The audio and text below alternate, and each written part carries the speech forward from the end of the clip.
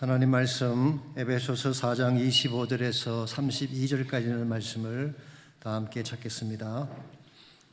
에베소서 4장 25절에서 32절입니다. 그런즉 거짓을 버리고 각각 그 이웃과 더불어 참된 것을 말하라. 이는 우리가 서로 지체가 됨이라. 분을 내어도 죄를 짓지 말며 해가 지도록 분을 품지 말고 마귀에게 틈을 주지 말라. 도둑질하는 자는 다시 도둑질하지 말고 돌이켜 가난한 자에게 구제할 수 있도록 자기 손으로 수고하여 선한 일을 하라. 무릇 더러운 말은 너희 입 밖에도 내지 말고 오직 덕을 세우는 데 소용되는 대로 선한 말을 하여 듣는 자들에게 은혜를 끼치게 하라. 하나님의 성령을 근심하게 하지 말라. 그 안에서 너희가 구원의 날까지 인치심을 받았느니라. 너는 모든 악독과 노함과 분냄과 떠드는 뜻과 비방하는 것을 모든 악의와 함께 버리고 서로 친절하게 하며 불쌍히 여기며 서로 용서하기를 하나님의 그리스도 안에서 너희를 용서하심과 같이 하라. 아멘. 찰스 카우만이라고 하는 선교사님이 계셨습니다. 이분은 그의 부인 되시는 레티 카우만 여사와 함께 일본과 한국에서 사역하시면서 1905년도에 동양선교회를 세우신 분입니다. 오리엔탈 미셔너리 소사이티라고 해서 나중에 선교교단의 기초가 되죠. 이분은 경성성서학원, 오늘날의 서울신학대학교를 설립하는데도 기여하신 그런 분입니다. 남편 되시는 찰스 카우만 선교사님은 질병으로 이곳 LA에서 돌아가셨습니다마는 레티 카우만 여사는 90세까지 사시면서 많은 책들을 집필했습니다. 그분이 쓰신 글에 보면 이런 이야기가 나옵니다. 중세의 기도를 열심히 하고 금욕적인 삶을 철저히 행하는 수도사가 있었습니다. 그는 이와 같은 자신의 영성을 무척 자랑스럽게 생각했습니다. 그런데 하필이면 그 수도사 옆집이 매춘부의 집이었다고 합니다. 그래서 못마땅하게 여긴 수도사가 하루는 매춘부를 불러다가 눈물이 날 정도로 호되게 야단을 쳤습니다. 당장 그 더럽고 누추한 생활을 청산하고 이 집을 떠나라. 너의 삶은 하나님이 기뻐하지 않는 더러운 삶이다. 그랬는데 세월이 많이 흘러서 두 사람 다 죽게 됐습니다. 그런데 천사가 매춘부의 손을 잡고 천국으로 데려갔는데 놀랍게도 그 경건한 수도사는 잠깐 밖에서 대기하라고 하는 것입니다. 깜짝 놀란 수도사가 천사를 향해 소리쳤습니다. 아니, 이럴 수가 있는 것입니까? 평생 죄만 지은 저 매춘부는 하늘나라로 데려가고 평생 금식과 금욕으로 지내온 저를 대기시키다니요. Something's wrong. 무엇인가 잘못된 거 아닙니까? 라고 불평을 했을 때에 천사가 다음과 같이 말을 했다고 합니다. 사실은 너도 죄를 지었고 저 매춘부도 죄를 지었다. 그러나 너는 수도사라는 자만에 빠져서 진심에서 우러나오는 회개를 드리지 않았다. 그러나 저 여자는 일평생 자책감 속에 눈물로 회개하며 살아왔느니라. 수도사라고 하는 겉옷보다 더 정직한 심령이 중요하다. 그런 이야기를 했다고 합니다. 우리는 가끔 겉으로 보여지는 타이틀이나 외적인 모습에 관심을 많이 갖지만 하나님은 우리 심령 속에 무엇이 있느냐에 관심을 갖고 계십니다. 아무리 거룩한 옷을 입고 살아도 우리 내면에 하나님을 아프게 하는 죄악이 있다면 그건 하나님께 기쁨이 될 수가 없는 것입니다. 하나님은 근본적으로 죄와 함께 가실 수 없는 분이기 때문에 그렇습니다. 그러므로 우리가 진실로 하나님이 기뻐하시는 바른 삶을 살리면 우리 안에 있는 죄악의 요소들을 처리해야 되는 것입니다. 만약 그렇게 하지 아니하고 죄를 품은 채 살게 되면 하나님과 우리 관계가 깨어지게 되고 궁극적으로 우리 삶 자체가 파멸로 가게 되는 것입니다. 그래서 지난 주간 새벽에 함께 묵상했던 우리 생명의 삶에 나오는 내용입니다. 고린도전서 5장 6절과 7절에 보게 되면 사도 바울은 죄를 누룩으로 비유하고 있습니다. 너희가 자랑하는 것이 옳지 아니하도다. 적은 누룩이 온 덩어리에 퍼지는 것을 알지 못하느냐. 너는 누룩 없는 자인데 새 덩어리가 되기 위하여 묵은 누룩을 내버리라. 우리의 유월절 양 곧 그리스도께서 희생되셨느니라. 누룩은 작은 것이죠. maybe 눈에 보이지 않을 정도로 작은 것입니다만은 이것을 가만히 두면 번져가는 속성을 가지고 있습니다. 그래서 그냥 두게 되면 그 작은 누룩이 번져가고 퍼져서 결국은 온 덩어리를 상하게 하는 것입니다. 이것이 바로 죄의 속성이라고 하는 것입니다. 그러므로 죄라고 하는 것은 그냥 큰도원하든지 방치하면 안 되는 것입니다. 통한히 여기고 심각하게 다루어야 하는 것입니다. 그렇지 아니하면 우리 인생 전체가 송두리째 무너질 수가 있는 것입니다. 무엇보다 이 죄 때문에 어린 양 되신 예수님께서 희생을 당하셨는데 성도라고 이름하는 자가 죄를 방치하고 죄와 함께 살아간다면 우리 위에 모진 고통 당하신 주님의 마음이 얼마나 아프시겠습니까? 그래서 사도 바울은 우리의 유월절 양 곧 그리스도께서 희생되셨느니라 그렇게 말씀한 것입니다. 너희가 정말 주님의 희생과 아픔을 안다면 이제는 누룩을 버리고 누룩 없는 자의 삶을 추구하라, 그런 뜻입니다. 그렇습니다. 우리가 죄 가운데 있으면 주님께서 아파하십니다. 그 죄가 우리를 상하게 하고 그 죄가 결국 우리 삶을 파멸로 이끌 것을 아시기 때문에 주님은 우리를 사랑하시기 때문에 우리가 죄 가운데 있으면 아파하시는 것입니다. 이것은 마치 우리가 잘 아는 예화에 나오는 아들의 이야기와 유사합니다. 한 아들이 계속 말썽을 부리고 학교도 가지 않고 해서는 안 될 악한 일을 했습니다. 보다 못한 아버지가 하루 아들을 불러다가 호된 매질을 가했습니다. 그랬는데 그 다음 날부터 아들이 착한 아들로 변화가 된 것입니다. 이것을 본 어머니가 아들에게 이렇게 이야기했어요. 아버지의 채찍이 아프긴 아팠던 모양이구나. 너가 이렇게 변한 걸 보니까. 그때 아들이 다음과 같이 답을 했습니다. 아닙니다. 때로는 매가 아파서가 아니라 저는 어젯밤 아버지의 눈물을 보았기 때문입니다. 죄를 아파하시는 아버지의 눈물, 이것이 아들을 변화시킨 것입니다. 오늘 우리를 향하신 하나님의 마음도 동일합니다. 우리가 죄 가운데 거하면 하나님이 아파하십니다. 여러분과 저를 사랑하시기 때문이죠. 우리가 이 사실을 바로 깨닫고 설사 죄를 지었다고 할지라도, 죄를 짓지 않으면 가장 좋겠지만 그렇지 못할 때가 있죠. 설사 죄를 지었을지라도 그 죄에 머물지 아니하고 돌이켜서 하나님께로 나아가야지 하나님 마음을 기쁘게 해드릴 수가 있는 것입니다. 오늘 여러분과 저의 삶은 어떠한지 모르겠습니다. 혹시 우리 가운데는 끊어버리지 못한 죄가 없는지요? 이 죄를 품은 채 살아가게 되면 우리 인생도 상하지만 하나님이 아파하십니다. 어떻게 하면 우리를 사랑하시는 하나님 가슴을 아프게 하지 아니하고 오히려 그분의 마음을 기쁘게 하며 살아갈 수 있을지, 오늘 같이 봉독한 본문을 가지고 그것을 함께 나누어 보려고 합니다. 오늘 같이 읽은 본문에 보시면 그리스도의 새 옷을 입은 자가 어떻게 살아갈지에 대한 구체적인 내용이 기록이 되어 있습니다. 먼저 25절 말씀을 잠깐 보시면 오늘 본문의 말씀이 그런저로 시작하고 있죠. Therefore라는 단어로 시작하고 있습니다. 이것은 앞에서 했던 말씀을 받는 접속사죠. 그러므로 오늘 본문의 말씀은 지난주 소개해드렸던 새 옷을 입는 삶, Put on yourself라고 말씀드렸죠. 옛 옷을 벗어버리고 새 옷을 입는 삶을 말씀드렸는데, 우리가 정말 그리스도라고 하는 새 옷을 입었다면 이제는 악을 벗어버리고 실제로 새롭게 살아가야 함을 강조하고 있는 것입니다. 그래서 오늘 본문은 우리 모두가 벗어야 될 세 가지 영역의 악을 소개하고 있습니다. 먼저 간단하게 정리를 해드리자면 첫 번째가 마음의 악입니다. 그것이 25절에서 27절에 기록된 내용이죠. 두 번째가 표현의 악입니다. 우리가 내뱉는 말에 대한 것입니다. 29절이 그것을 다루고 있습니다. 세 번째로 행동의 악입니다. 그것이 28절과 31절, 32절이 다루고 있죠. 이 세 가지 악은 우리가 크리스찬이 된 이후에도 우리 삶 속에 나타나는 죄악들입니다. 그 사람은 그리스도의 옷을 입고 있지만 우리 속 심령 속에는 아직도 이와 같은 악이 남아있기 때문에 이 악이 우리를 상하게 하고 공동체를 상하게 하는 것입니다. 우리는 여기서 한 가지 주목해야 될 중요한 사실이 있습니다. 그것은 우리가 이런 악을 품고 살아가게 되면 성령님께서 근심하신다는 사실이에요. 30절입니다. 하나님의 성령을 근심하게 하지 말라. 그 안에서 너희가 구원의 날까지 인치심을 받았느니라. 사실 성령님은 우리 크리스찬 삶의 모든 것과 관련이 있습니다. 성령은 우리를 거듭나게 하신 분이고 성령은 우리를 거룩함으로 양육하시는 분이죠. 또한 성령님은 오늘 본문 말씀에 하면은 구원의 날까지 우리를 인치신 분이라고 했습니다. 인을 친다는 말은 시일한다는 뜻이죠. 너는 내 것이다 하고 도장을 찍는 것을 말하는 것입니다. 고대 사회에서 왕이 어떤 문서에 인을 치면요, 왕 이외에 그 누구도 인을 뗄 수가 없습니다. 성령의 인치심이 그와 같은 것입니다.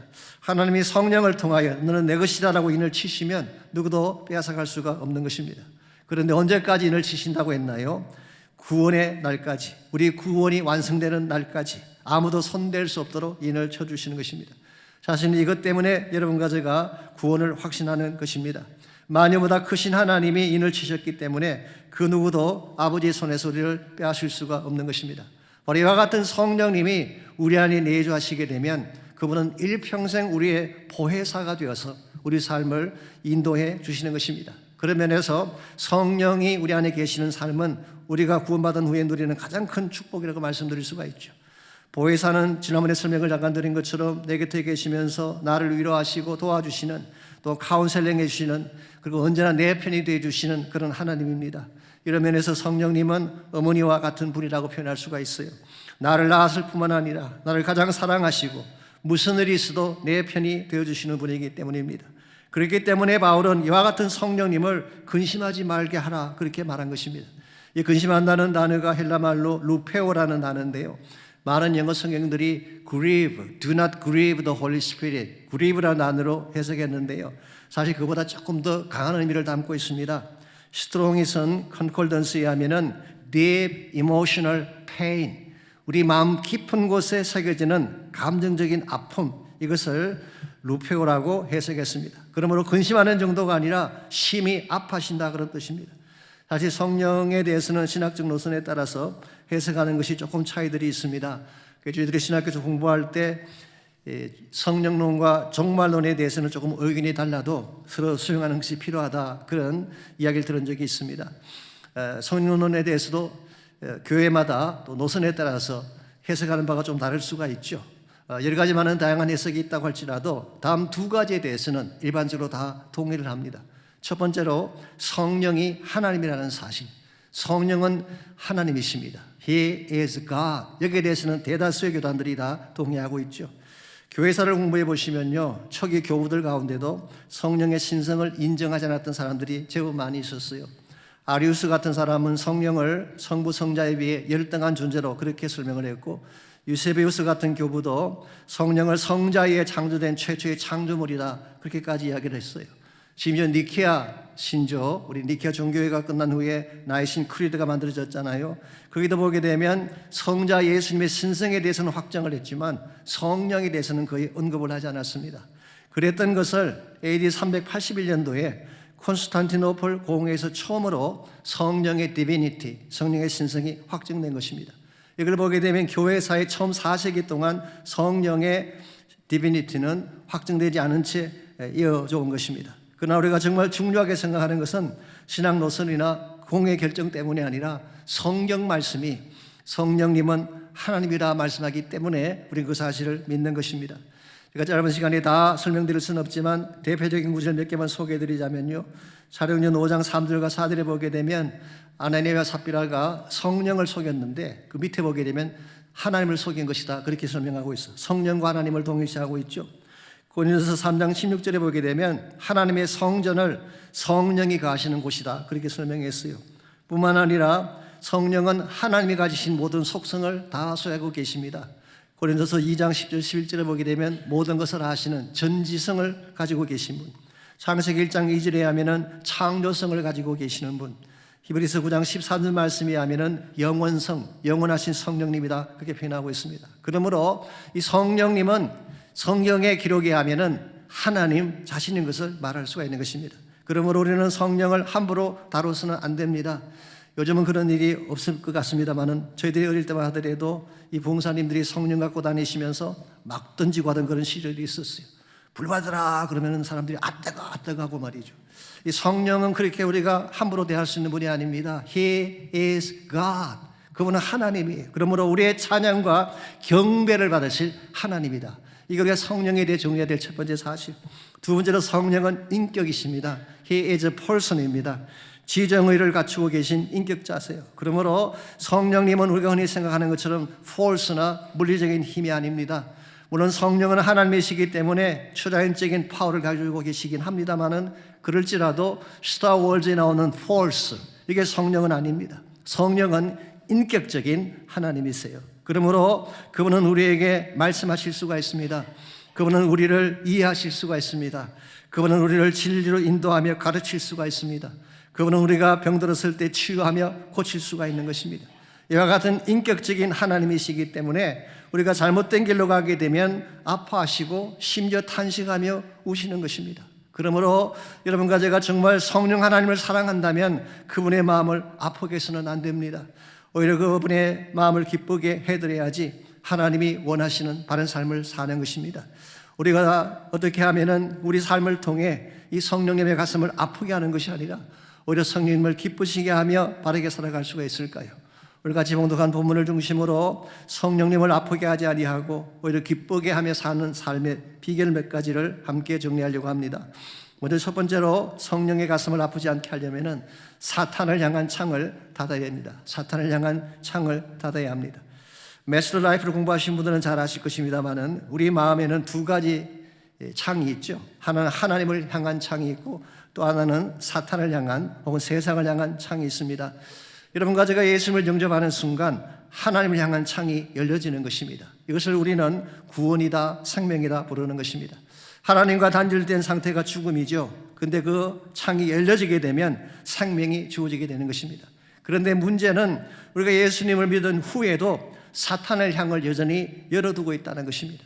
이와 같은 삶을 육신적인 그리스도인 그렇게 표현하기도 하고 카널 크리스천이라고 부르기도 합니다. 이건 결단코 바람직한 건강한 삶의 형태가 아니죠. 언제 사탄이 그 문을 통해 악을 가지고 들어올지 모르기 때문에, 그러므로 여러분과 제가 죄의 매혹에 빠지지 않으려면 사탄을 향한 문을 닫아버리고 하나님을 향한 창, 성령을 향한 창을 열어야 하는 것입니다. 그래서 25절, 26절을 보게 되면요, 사탄이 흔히 우리 마음을 침투해 들어올 때에 대표적인 두 가지 죄의 형태를 25절과 26절이 소개하고 있습니다. 그런 자 거짓을 버리고 각각 그 이웃과 더불어 참된 것을 말하라. 이는 우리가 서로 지체가 됨이라. 분을 내어도 죄를 짓지 말며 해가 지도록 분을 품지 말라고 했어요. 이 사탄이 우리 마음을 침투해 들어오는 첫 번째 죄가 뭔가요? 거짓입니다. 거짓은 이웃과의 관계를 상하게 하죠. 그래서 이웃과 더불어 참된 것을 말하라. 이는 우리가 서로 지체가 됨이라 그렇게 말씀한 것입니다. 서로 지체가 되기 때문에 한쪽이 거짓을 말하면 관계가 깨어지는 것입니다. 그러므로 어떤 관계이든지 진실이 없으면 오래갈 수가 없어요. 서로 신뢰할 수 없기 때문이죠. 이런 의미에서 거짓이라고 하는 죄 절대로 가볍게 여기서는 안 됩니다. 이 거짓을 통해 악이 들어오기 때문에. 두 번째가 분냄입니다. 앵거죠. 오늘 본문을 보시게 되면 분을 전혀 내지 말라 그렇게 말씀하고 있지 않습니다. 분을 낼지라도, 우리 인간이기 때문에 분을 내고 화를 낼 때가 있죠. 분을 낼지라도 두 가지 제한을 두라고 말씀하고 있습니다. 첫 번째는 분을 내어도 죄를 짓지 말라 그랬어요. 자, 분을 내어도 죄를 짓지 말라는 말의 뜻이 뭘까요? 분노의 영향이 파괴적이 되거나 상대를 상하게 하는 경우를 말하는 것입니다. 그 대표적인 예가 창세기 4장에 나오는 가인의 케이스입니다. 하나님이 아벨의 제사는 받으시고 가인의 제사는 받지 않았을 때에 성경에 보면은 가인이 몹시 분하여 얼굴빛이 변했다고 했어요. 분노를 갖게 된 것입니다. 그런데요, 가인은 여기서 끝내지 않고 들판의 아들을, 즉 아벨을 쳐서 죽이게 되죠. 이게 분노가 죄가 되는 케이스입니다. 분노가 분노로 끝나지 아니하고 파괴적인 결과를 가져오는 경우, 이게 죄를 짓는 것입니다.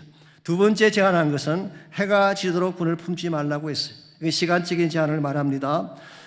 분을 낼지라도 오래 가지 말아라. 특별히 잠자리에 들기 전에 분을 풀어라. 그렇게 말씀하고 있습니다. 우리가 이 분을 가진 채 잠자리에 들게 되면 어떻게 될까요? 나를 상하게 합니다. 달걀을 품으면 뭐가 나오나요? 병아리가 나오죠. 독사야를 품으면 독사가 나오는 것입니다. 분노를 품고 잠자리에 들게 되면 우리 마음 중심에 독사가 자리를 잡게 되는 것입니다. 이게 나를 상하게 하는 케이스죠.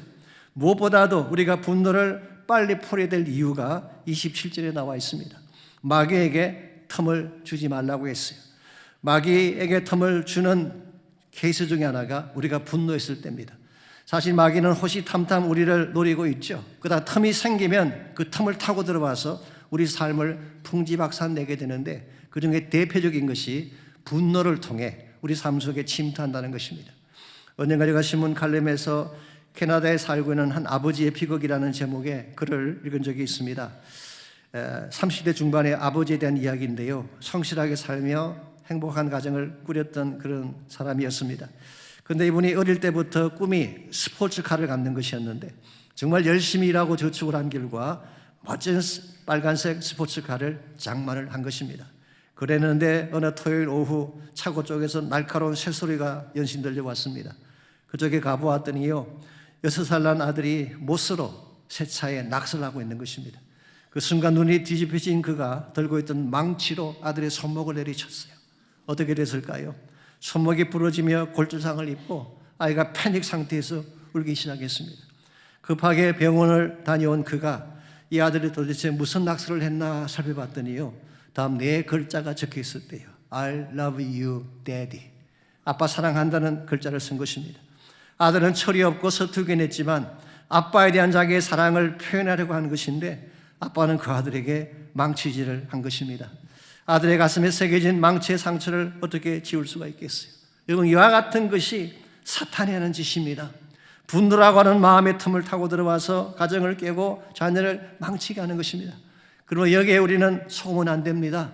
사탄을 향한 창을 닫아버리고 성령을 향해 마음의 문을 열 때에 우리 사탄이 미혹을 던질지라도 넘어가지 아니하고 승리할 수가 있는 것입니다.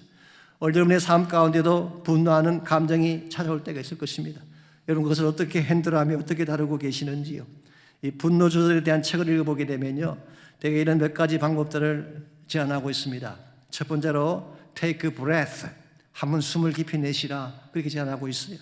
어떤 분은 5, 6회 정도 길게 심호흡하면서 내 탓이요 내 탓이요 반복하면 분노가 사라진대요. 두 번째로 take a break, 잠깐 브레이크를 가져라라는 것입니다. 실제로 나이 80이 넘은 남편이 건강에 대한 비결을 물었을 때 이런 대답을 한 적이 있었잖아요. 자기 부부는 결혼할 때 약속을 했는데 부부싸움을 할 때는 항상 잘못한 사람이 집 밖에 나가서 1시간씩 걷고 들어오기로 약속을 했대요. 지난 50년 동안 부부싸움을 얼마나 많이 했겠어요. 근데 항상 누가 나가는지 아십니까? 남편이 나가죠. 부부싸움에서 항상 잘못한 사람은 남편이잖아요. 그래서 매일 50년간 나가서 1시간씩 걸었더니 건강해진 것이다. 이 take a break, 이 브레이크 갖는 것도 maybe 우리 분노를 해결하는 한 방법일 수는 있습니다. 어떤 분들은 차를 마시라, 명상을 하라, 여러 가지 많은 제안들을 하고 있긴 합니다만은 이 모든 것보다 더 좋은 방법이 무엇일까요? 내 마음의 창을 성령님께 열고 그분의 임재와 도우심을 요청하는 것입니다. 처음에는 내 마음속에 분노가 차 있겠지만 성령을 향해 마음의 문을 열고 기도하며 찬양하는 가운데 마음이 가라앉기 시작하고 성령이 주시는 평안이 내 가슴을 가득 채우게 되는 것입니다. 그때 우리는 분노의 희생자가 되는 것이 아니라 분노를 극복해내는 기쁨의 인생으로 변할 수가 있는 거예요. 이런 의미에서 우리가 성령의 가슴을 아프게 하지 않고 기쁘게 하시는 첫 번째 비결은 사탄을 향한 창의 문을 닫고 성령을 향해 마음의 문을 여는 것입니다. 두 번째로 성령의 가슴을 아프게 하지 않으려면 은혜를 끼치며 살아야 됩니다. 은혜를 끼치며 살아가야 되는 것입니다. 우리의 삶은 주변 사람들에게 은혜를 끼칠 수도 있고 혹은 반대로 악한 영향을 끼치며 살아갈 수도 있습니다. 무엇이 그것을 결정할까요? 우리 마음속에 무엇을 담고 있느냐가 결정하는 것입니다. 특별히 내 마음속에 악한 것이 꽉 차 있으면 그것이 나의 말을 통해, 입을 통해 밖으로 나오는 것입니다.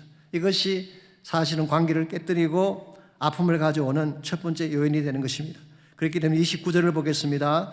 성령의 마음을 아프게 하는 두 번째 유형의 죄악을 이렇게 소개하고 있죠. 무릇 더러운 말은 너희 입 밖에도 내지 말고 오직 덕을 세우는 데 소용되는 대로 선한 말을 하여 듣는 자들에게 은혜를 끼치게 하라 그랬어요. 더러운 말은 입 밖에도 내지 말라 그랬는데요. 더러운 말이 어떤 말을 말할게요?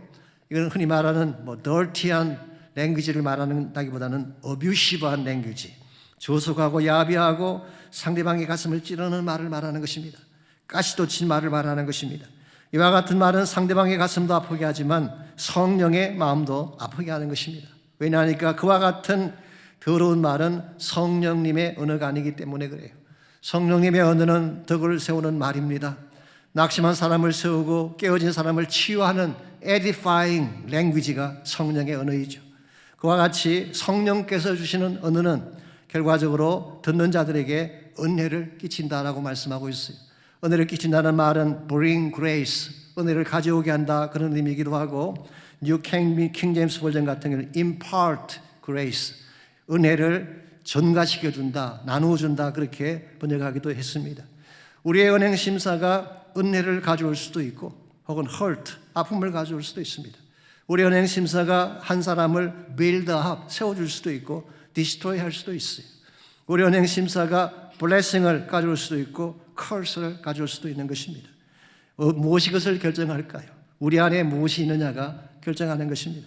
사실 공동체에도 보게 되면요, 무슨 일을 하건 은혜를 끼치는 사람이 있어요.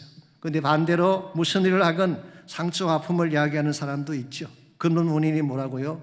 우리 안에 무엇이 있느냐가 결정하는 것입니다. 우리 안에 말씀과 성령의 기쁨이 있는 자는 무엇을 하건 기쁨으로 하고 무엇을 하건 은혜의 열매를 남기는 것입니다. 그런데 내 안이 다툼과 선뿌리로 가득 차 있게 되면 다툼과 선뿌리를 가져올 수밖에 없는 것입니다. 그러므로 우리가 정말 성령이 기뻐하시는 바른 삶을 살려면은 내 안에 있는 다툼과 분노를 다 뿜어내고 성령으로 가득 차야 하는 것입니다. 성령이 나의 마음을 가득 채우게 되면 무엇을 하건 하나님이 기뻐하시는 선한 일을 하게 되고 좋은 열매를 남기게 되는 것입니다.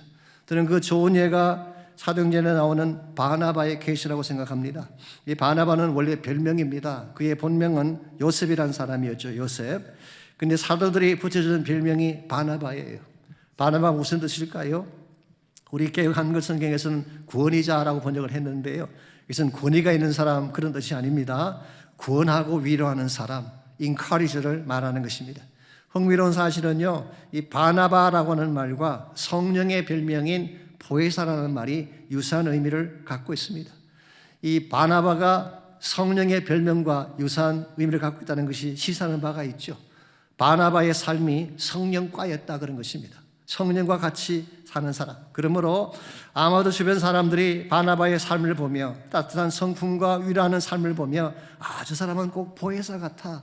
그래서 바나바의 별명을 그렇게 붙여준 것 같습니다. 그렇기 때문에 사도행전 11장 24절을 보면요, 바나바는 착한 사람이요 성령과 믿음이 충만한 사람이라 이에 큰 무리가 죽게 더하여지더라 그랬어요. 아시겠지만 스데반의 문제 때문에 예루살렘에 핍박이 왔을 때에 수많은 사람들이 흩어져 내려가지 않습니까? 내려가는 중에 복음을 전하고 그 사람들이 구브로를 거쳐서 안디옥까지 가게 됐습니다. 그때 예루살렘 교회에서 바나바를 안디옥 지역에 보냈는데요, 이 바나바가 그들 가운데 와서 복음을 선포할 때에 수많은 사람들이 더하여지게 된 것입니다. 왜냐하면 그의 마음속에는 믿음과 성령이 충만했기 때문이죠. 이런 의미에서 안디옥 교회는 사실 바나바가 세운 교회입니다. 그럼에도 불구하고 성경을 읽어보십시오. 한 번도 바나바는 자신의 공로를 내세우지 않았습니다. 오히려 다소에 있는 사울을 찾아가서 그를 등용해서 그를 세워주었죠. 1차 선교행을 떠날 때에도 사울을 앞세우고 자신은 2인자를 자청했습니다. 그 결과 이 바나바를 통해 온 열방을 향한 선교의 문이 열리게 되고 소아시아 지역에 수많은 교회가 세우지 않았습니까? 내가 중요한 것이 아니라 하나님의 나라가 더 중요하고 나의 영광이 중요한 것이라, 나는 세컨맨이 될지라도, 나는 2인자가 될지라도 복음이 전파되는 것이라면 복음 위에 살겠다고 하는 것이 바나바의 삶이었어요. 이와 같은 삶이 바로 은혜를 가져오는 자의 삶이에요. 이런 자가 많은 교회는 성령이 기뻐하는 교회가 될 것입니다. 늘 마음 중심에 성령의 충만을 구하고 성령의 충만을 따라 살기 때문에 무슨 일을 하든 좋은 열매가 맺힐 수밖에 없는 것이죠. 이런 의미에서 여러분과 제가 늘 성령 충만해야 됩니다. 예배 시간이나 찬양할 때만 성령 충만할 것이 아니라 부엌에서도 성령 충만하셔야 돼요. 파킹장에서도 성령 충만하셔야 돼요. 솔직히 주차장만큼 날카롭고 탑한 곳이 어디 있겠어요.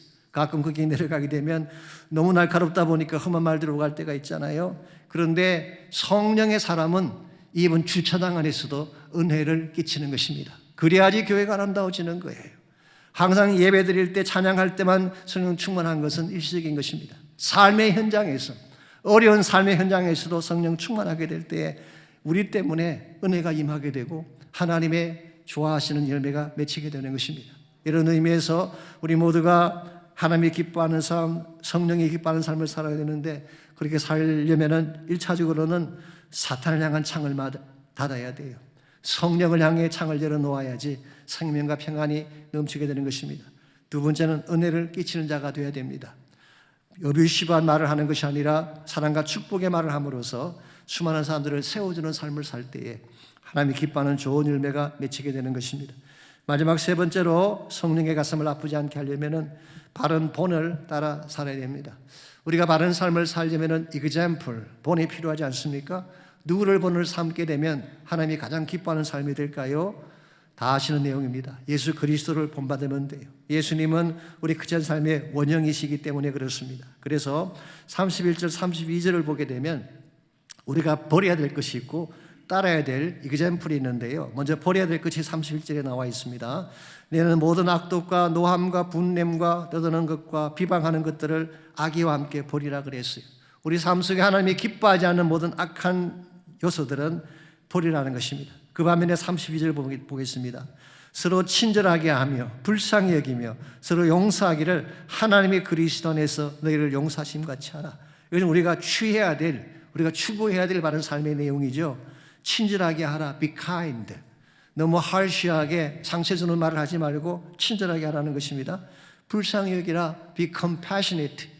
이 불쌍히 여긴다는 말은 처량하게 여긴다 그 뜻이 아니에요. 그런 뜻이 아니라 같은 마음을 가져준다는 뜻이에요. 아픔을 같이 하고 기쁨을 같이 하는 compassion을 말하는 것입니다. 용서하는 것 forgiving이죠. 이것은 나에게 설사 잘못된 일을 했더라도 그 용서를 베푸는 것입니다. 이와 같은 모든 것들을 말씀하면서 하나님이 그리스도 안에서 너희를 용서하심 같이 하라 그렇게 말씀하셨어요. 제가 오늘 본문의 말씀은 그리스도가 이 모든 것을 행할 수 있는 이그젠플이라 이 사실을 말씀한 것입니다. 실제로 복음서를 보시게 되면 예수님은 모든 자들에게 친절하셨어요. 가진 자이건 가지지 못한 자이건 높은 자이건 낮은 자이건 항상 사랑으로 대해주셨어요. 심지어 나병 환자같이 누추한 인생도 거절하지 않고 만져주시고 고쳐주셨죠. He was kind. 예수님은 친절하신 분이셨어요. 또한 주님은 compassionate 하신 분. 방황함이 유리하는 백성을 보고 함께 아파하시고 함께 고통을 느끼셨죠. 이게 compassion이에요. 무엇보다 예수님은 용서하시는 하나님이셨습니다. 십자가상에서 자신을 못 박는 자들을 향해 뭐라고 했습니까? 저들이 하는 것을 저들이 알지 못합니다. 아버지, 저들을 용서해 주십시오. 누구도 할 수 없는 가장 아름다운 용서를 선포하신 분이 예수님이죠. 여러분과 제가 이 주님을 본받게 될 때에 우리 삶이 하나님을 기쁘시게 하고 성령님을 기쁘시게 하는 것입니다. 예수 그리스도의 삶은 하나님의 뜻과 비전을 이루는 가장 퍼펙트한 모델이기 때문에 그렇습니다. 마가복음 1장 9절에서 11절까지를 보시면요, 예수님이 요단강에서 침례를 받으시는 장면이 기록되어 있습니다. 사실 이것은 예수님이 오피셜리 공생애를 시작하는 장면이요, 자신을 메시아임을 선포하는 공적인 그런 사건이었죠. 그래서 많은 성경학자들은 이것을 메시아닉 이너그레이션, 메시아 취임식이라 그렇게 부르고 있습니다. 그때 두 가지 현상이 일어났죠. 침례받고 올라오실 때. 첫째로 하늘이 열리고 성령이 비둘기같이 임하셨다고 했어요. 두 번째로 하늘에서 음성이 들렸습니다. 이는 내 사랑하는 아들이요 내가 기뻐하는 자라는 음성이 들렸죠. 이걸 보게 되면 예수님은 그냥 사역하신 것이 아닙니다. 하나님 음성을 듣고 사역하셨어요. 내 사랑하는 아들이라고는 음성을 듣고 시작하셨어요. 두 번째는 예수님은 성령 받고 사역 시작하셨어요. 성령이 임하실 때에 성령과 함께 사역하신 것을 볼 수가 있습니다. 이와 같이 사역을 하셨기 때문에 예수님의 모든 사역은 하나님께 기쁨이 되고 자랑이 된 것입니다.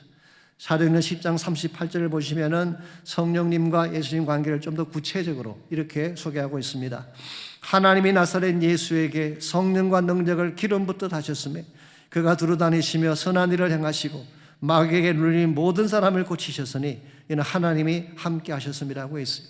예수님이 이와 같이 위대한 삶과 사역을 이룰 수 있었던 근본 원인을 뭐라고 설명하고 있나요? 성령의 기름 부음을 받았기 때문이다. 예수님의 케이스가 이와 같다면 여러분과 저의 삶은 말할 필요가 없습니다. 성령의 기름 부음 받지 아니하고 어떻게 주님을 기쁘시게 할 수가 있겠어요? 성령의 기름 부음 받지 아니하고 어떻게 사랑하고 용서할 수가 있겠어요? 성령의 기름 부음 받지 아니하고 어떻게 선한 일을 행하며 마귀에게 눌린 자들을 치유할 수가 있겠어요? 그러므로 우리 모두에게도 성령의 기름 부음이 필요한 것입니다.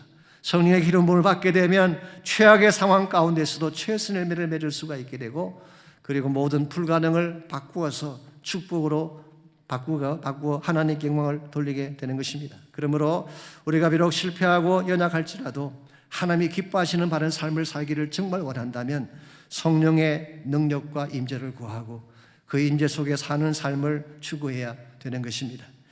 일본의 만화 작가 중에 고즈미 시노자와라고 하는 여자분이 있습니다. 이분은 인생의 고통이란 고통은 거의 다 겪었던 그런 사람이에요. 어릴 때 부모가 신흥 종교에 빠지는 바람에 매일 싸우는 모습을 보았어요. 그래서 종교라면 치를 때렸던 그런 사람입니다. 조금 이른 나이에 결혼을 했는데 얼마 지나지 않아서 이혼을 했습니다. 그 상태로 심한 우울증에 시달려서 약 없이는 잠을 잘 수 없는 상태가 됐어요. 그러던 중에 그녀의 둘째 아이가 갑자기 세상을 떠났습니다. 웬만한 사람 같았으면 벌써 자살로 생을 마쳤을 법도 한데 그분은 그렇게 하지 않았어요. 왜냐하면 그분은 뉴욕에서 공부하던 중에 살아계신 예수님을 만났기 때문에 그때부터 그녀는 예수님을 마음에 품고 그 그 예수님을 그 마음의 그림으로 그리기 시작했습니다. 그릴 때 기도하며 그렸다고 말씀하고 있어요. 예수님이 짊어지신 죄의 무게를 생각하며 인류 전체를 향한 사랑을 생각하며 배신과 고통을 감당해야 되는 주님의 아픔을 생각하며 그녀는 묻고 또 물었다고 합니다. 주님, 그때는 어떤 마음이었어요? 죄의 무게가 짓누를 때에, 배신과 고통이 가슴을 파고들 때, 주님, 그때는 어떤 마음이었어요? 못이 손과 발을 파고 들어올 때에, 목마름 가운데서 아버지여, 아버지 어찌하여 나를 버리시나이까라고 부르짖을 때에, 주님, 그때 어떤 마음이었어요? 묻고 또 묻는 중에 주님의 마음이 가슴에 와닿으면 눈물을 쏟으면서 그림을 그렸다고 합니다. 그렇게 해서 출간된 것이 메시아라고 하는 만화입니다. 전 세계 27개국으로 번역이 됐고요. 미국에서는 어린이 부분 베스트셀러가 되었고 일본에서도 종교 부분 최우수 책에 선정이 되었다고 합니다. 어떻게 이와 같은 일이 가능했을까요? 그 아프고 상처 많은 자신의 가슴 속에 주님을 품었기 때문인 것입니다. 예수님을 내 마음에 품고 성령의 은혜를 구하게 되면 누구나 아픔 가운데서도 회복될 수가 있고 하나님 주시는 새로운 비전을 향해 나아갈 수가 있습니다. 동일한 역사가 이 아침 우리 모두에게도 일어날 수가 있습니다.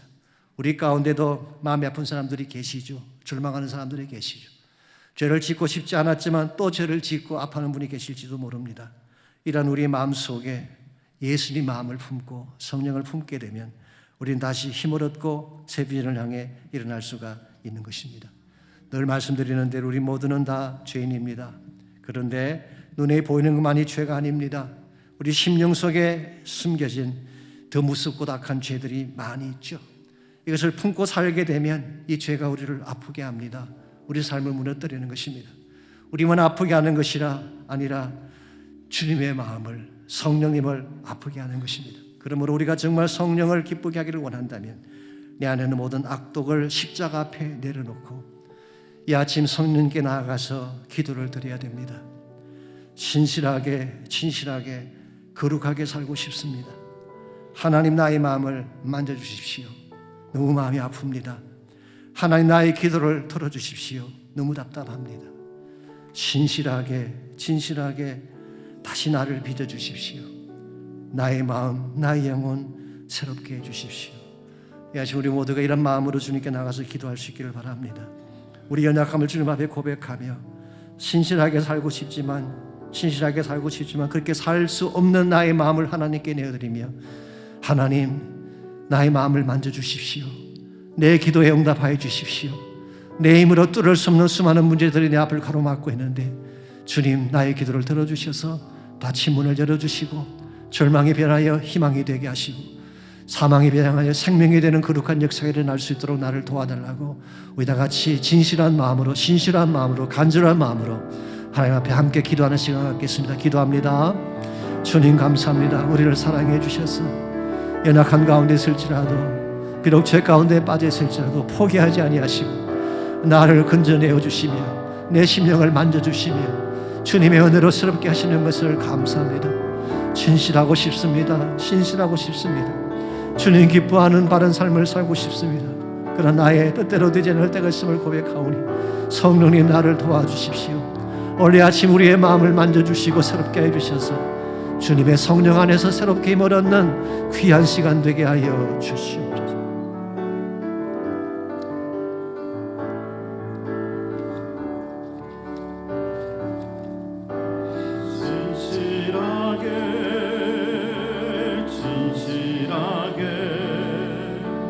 거룩하게 살게 하소서. 진실하게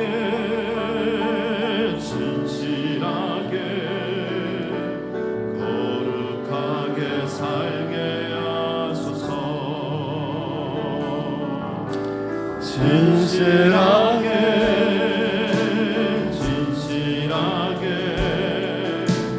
거룩하게 살게 하소서. 진실하게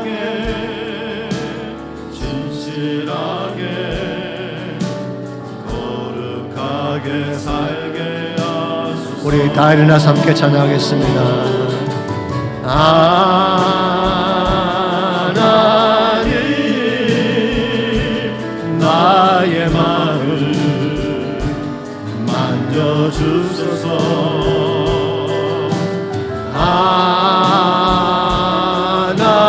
하나님 나의 영혼 새롭게 하소서. 다시 한번 고백할까요? 하나님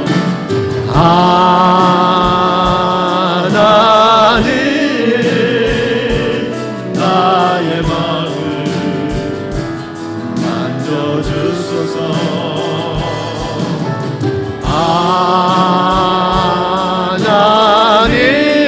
하나님 나의 영혼 새롭게 하소서. 진실하게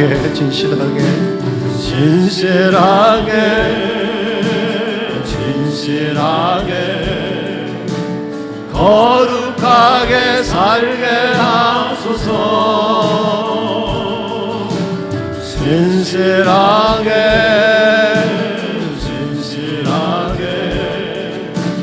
거룩하게 살게 하소서. 다시 한번 고백합니다. 진실하게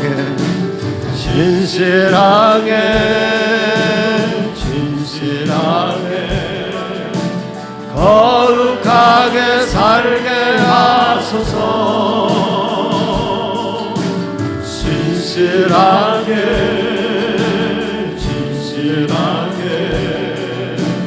거룩하게 살게 하소서.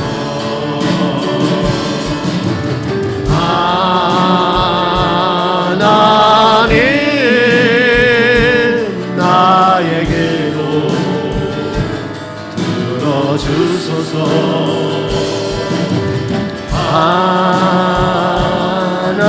하나님 주의 길로 인도하소서. 다시 선포합니다. 하나님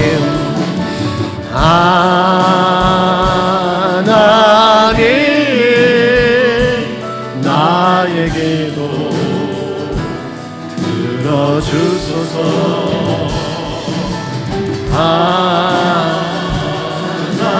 하나님 주의 길로 인도하소서. 하나님 진실하게 살고 싶지만 그렇게 살지 못하는 우리의 모습을 불쌍히 여겨주시고 이 시간 우리의 마음을 주님께서 만져주시기를 원합니다.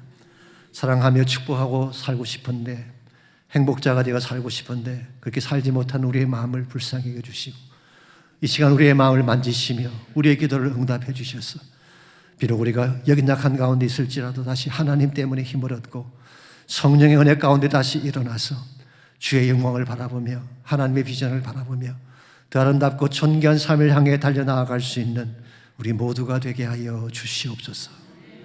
이제는 우리 구주 예수 그리스도의 은혜와 하나님 아버지의 무한하신 사랑과 성령님의 충만한 임재하심이 예배를 마치고 돌아가는 모든 성도 한 분 한 분에게 그들의 가정 위에와 삶의 터전 위에와 자녀들과 자손들 위에 이제로부터 항상 함께해 주시기를 우리 주님 예수님의 이름으로 간절히 축원하옵나이다.